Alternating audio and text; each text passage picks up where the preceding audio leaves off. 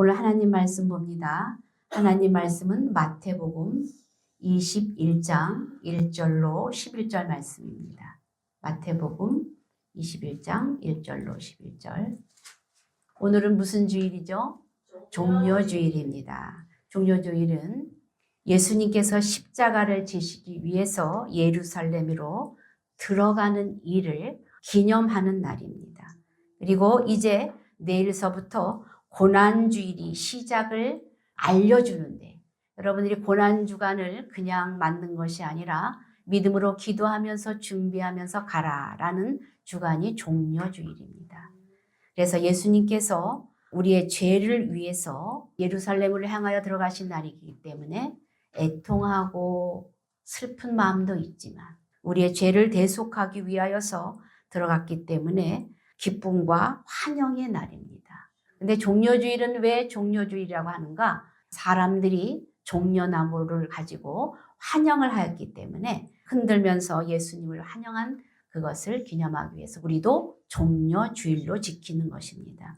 그래서 이 기간을 어떻게 보낼 것인가? 주님 앞에 더 가까이 나가서 기도하면서 묵상하면서 지내는 그러한 주간이 되시기를 주의 이름으로 축원합니다. 사복음서를 보면은요, 다 이 종려주일에 대해서 기록을 하였는데 예수님의 마지막 일주일 생애를 이렇게 성경에서 많이 할애해서 적어놨는데 이것은 그만큼 중요하기 때문에 그렇게 기록되어 있다는 것이죠.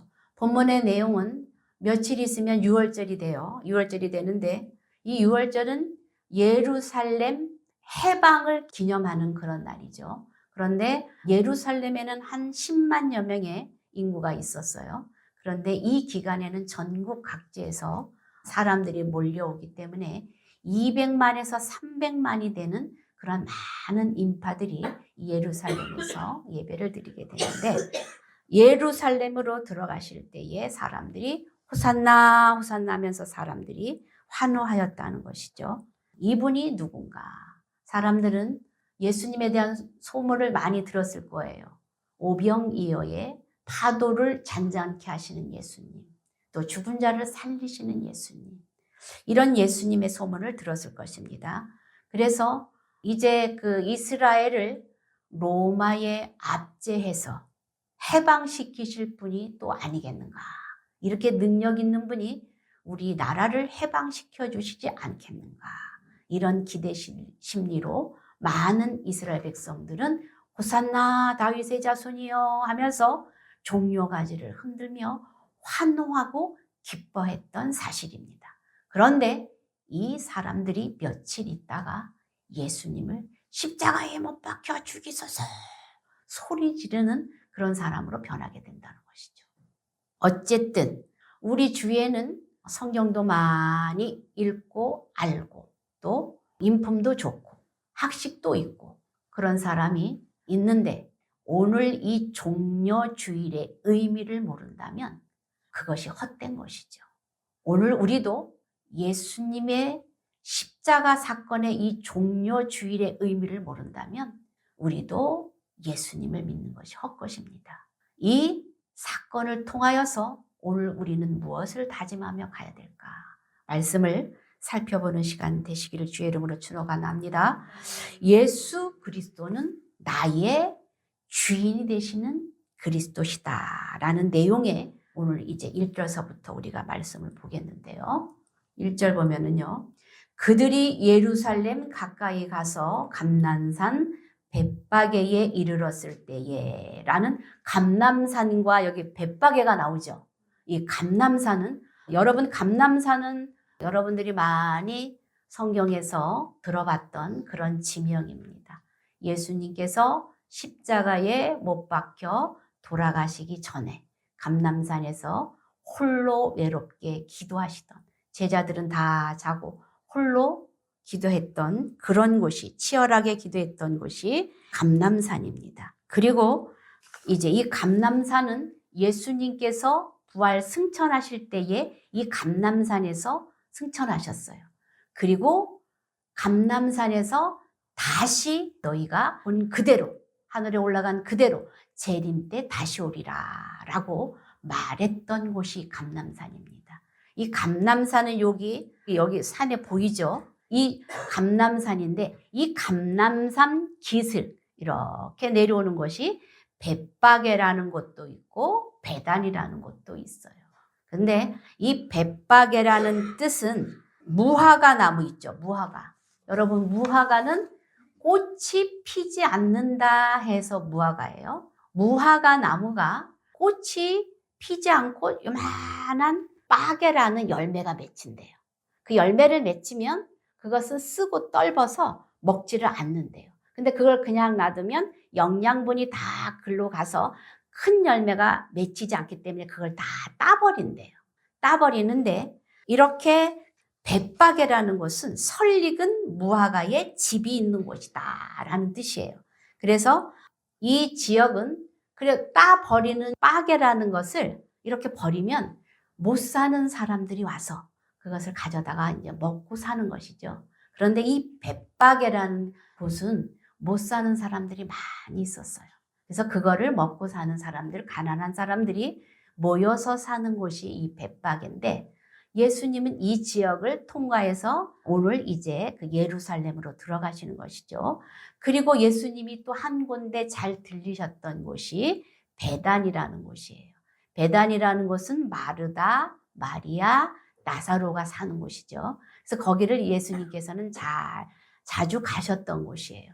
근데 이 베단이라는 곳은 문둥병자들이 격리돼서 사는 그런 못 사는 사람들, 그런 어려운 사람들이 사는 그 지역을 말하는데 오늘 예수님께서는 베다니를 지나서 벳바게로 와서 지금 어떻게 예루살렘으로 들어가시는 그런 과정 속에 있습니다. 그래서 2절에 보니까 여기쯤 왔을 때 예루살렘으로 들어가는 그 길에 맞은편 마을로 갈 때 예수님이 두 제자들에게 무슨 말씀을 하시는가? 나귀와 나귀 새끼가 저쪽에 있는데 가서 그것을 풀어서 내게로 끌고 와라. 이렇게 말씀을 하시는 것이죠. 여러분, 제자들 입장에서는 이해가 되지 않습니다. 남의 나귀를 끌고 오라는 것이죠. 그래서 나귀를 끌고 오는데 나귀를 봤으면 아, 저기 나귀가 있네. 이렇게 가서 끌고 올 수 있는데 이 제자들은 나귀가 보이지 않아요. 맞은편 마을로 가래요. 그래서 갑니다. 가서 보니까 진짜 나귀가 있는 것이죠. 여러분 보지 않고 그냥 믿음으로 순종하면서 갔어요. 의심하지 않고 아니 예수님 나귀가 어디 있다고 우리 보고 끌고 오래 이러지 않고 그냥 갔어요. 갔더니 진짜 나귀가 있길래 그냥 끌고 이렇게 나오니까 주인이 여보쇼 그거 왜 끌고 가쇼? 이렇게 물어보는 것이죠. 그러니까 이 제자들이 주가 쓰시겠다 합니다. 이렇게 말하는 것이죠. 그러니까 이 사람은 또 아무 소리 안 하고 끌고 하쇼? 그냥 이렇게 주는 거예요. 근데 이 사람은 아마도 예수님의 소문을 들어서 예수님의 제자를 알았는지 아니면 하나님을 경외하는 사람이기 때문에 그런 마음이 생겼는지 자원하는 마음으로 그냥 끌고 가서 주가 쓰시겠다 하니 그냥 가져가십시오. 그러면 이 사람의 신앙은 어떻습니까? 주인이 쓰시겠다고 하는 그 말에 자기 것을 아낌없이 이건 내 겁니다. 안 됩니다. 이러지 않고 아낌없이 주는 헌신된 마음으로 드리는 그 마음이 중요한 것을 여기서 보여주고 있습니다. 주님을 주인으로 인식하기 때문에 여러분 마태복음에 보면은요 28장 18절에 보면 하나님 아버지께서 하늘과 땅의 모든 권세를 내게 주셨다. 예수님이 이렇게 말씀하시거든요. 그러니까 예수님에게 모든 권세를 다 주셨죠. 그리고 이 권세를 주신 분이 내가 쓰겠다고 하는데 이 나귀도 누구의? 하나님의 것이라는 것이죠. 그래서 내가 쓰겠다고 주가 쓰시겠다 하니까 가져와라 그러니까 주님을 하나님을 주인으로 인정하는 사람이었다는 것이죠.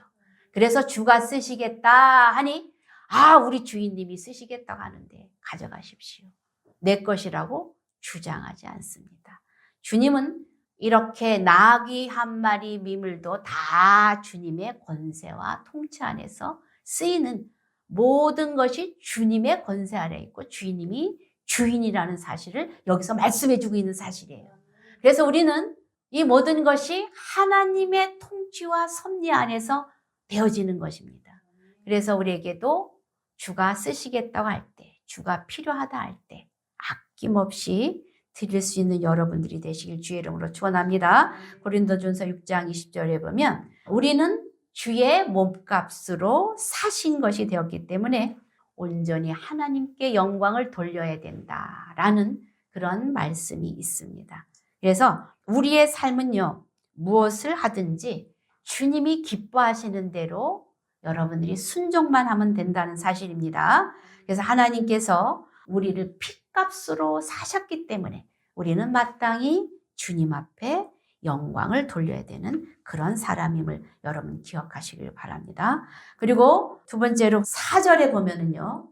이는 선지자를 통하여 하신 말씀을 이루려 하심이라. 시온 딸에게 이르기를 내 왕이 내게 임하나니 그는 겸손하여 낙이 곧 멍에 매는 짐승의 새끼를 탓도다 하였느니라.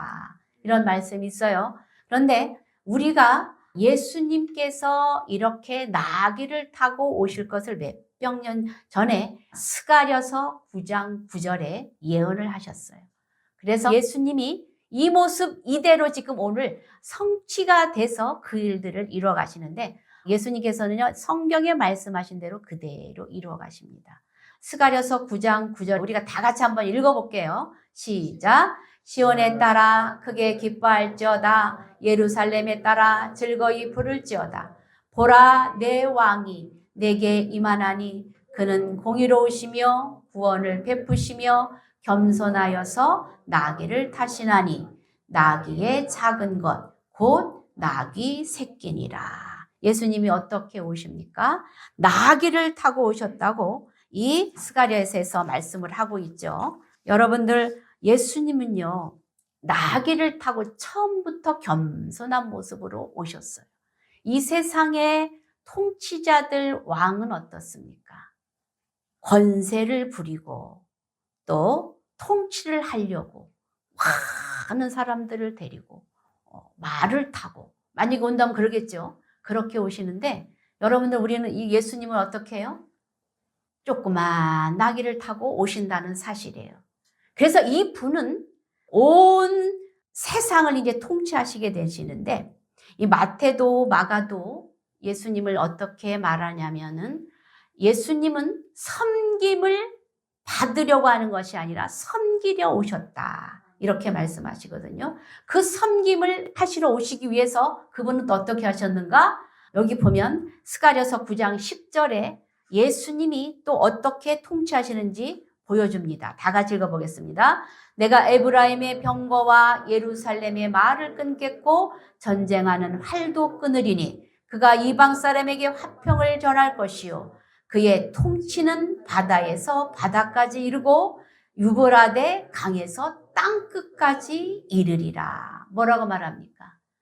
유브라데에서부터 바다에서 바다까지 땅끝까지 이르른다고 말씀하고 있습니다.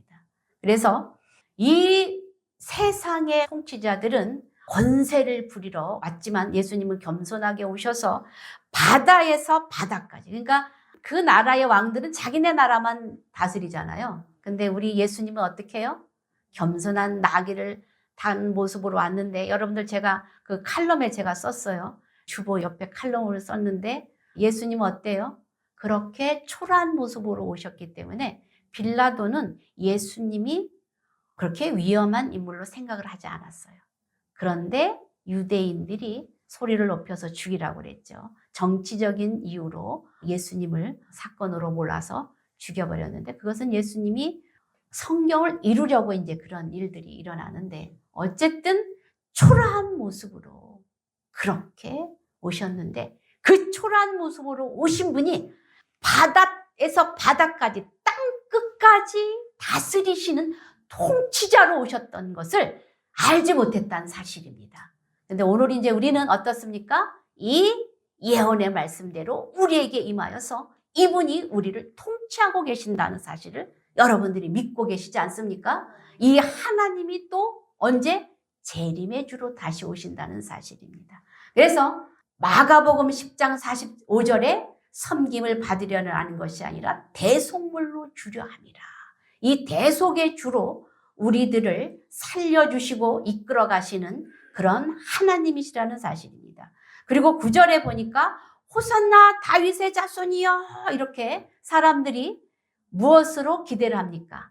메시아로, 로마에서 통치해서 해방시킨 왕으로 이렇게 예수님을 생각을 했는데, 예수님은 그런 정치적인 왕이 아니라 우리의 영혼을 위하여서, 우리를 대속해 주기 위해서 오셨다는 사실을 여러분들이 기억하시길 바랍니다. 그래서 예수님께서 7절에 보니까 그 위에 나귀를 타고 오셨다 그랬죠.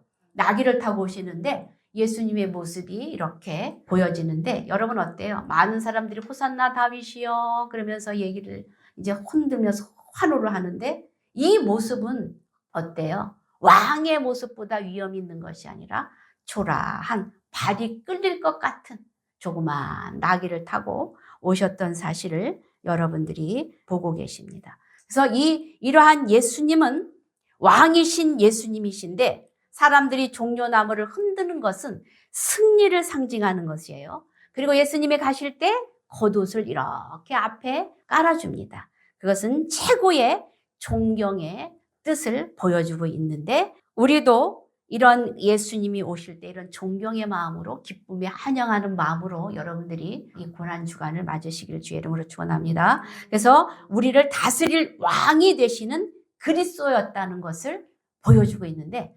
마태복음에서는 왕을 그냥 주의 이름으로 오시는 이여 그렇게 말했거든요. 그런데 누가복음에서는요, 누가라는 사람은 표현할 때 주의 이름으로 오시는 왕이여. 그러니까 마태는 주의 이름으로 오시는 이여 이렇게 말했다면, 누가는 주의 이름으로 오시는 왕이여 이렇게 왕을 또 표현했고요. 그리고 요한복음에는 이스라엘의 왕이여 이렇게 표현했다는 것입니다. 이분이 바로 나귀를 타고 오시는, 우리를 다스리는 세상 주관자 예수 그리스도이시며, 이 땅을 통치하시는 분이 겸손한 모습으로 그렇게 오셨던 것을 여러분 보여주는데, 우리에게는요, 이 예수님을 어떤 왕으로 받아들여야 되는가, 여러분들 생각을 하면서 믿음에 더 성숙한 그러한 믿음에 이르는 시간 됐으면 좋겠습니다.